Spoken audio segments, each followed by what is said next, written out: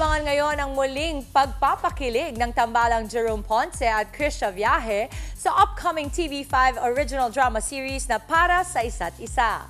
Pero ang twist, eksena sa pagitan ng Krish Rome, ang isa pang kapatid heartthrob na si Paulo Angeles. Nasa frontline ng balitang yan, si MJ Marfori. Umpisa pa lang, ay doon na agad? Yan ang bungad ng isa sa pinakamatatag na tambalan ngayon, ang Krish Rome ni Jerome Ponce at Krisha Viaje. Para sa highly anticipated TV5 original story na Para sa Isa't Isa ni Direk Isi Ferrer.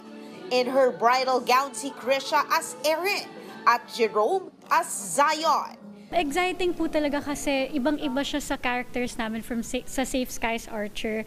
And also, pinaghandaan namin pareho yung characters namin dito. It's really challenging kasi sa Safe Skies Archer, meron na kaming reference kung ano kami sa book. But here, kailangan kami yung maglagay ng sarili naming mga nuances. Wow. But wait! Ano ito? Ume-eksena si Paulo Angeles as Gilbert? Siguro masasaktan ko based sa character sila both mentally. So yun yung siguro dapat abangan nila sa akin. Kasi yung twist ng character ko sa from makulit to secret.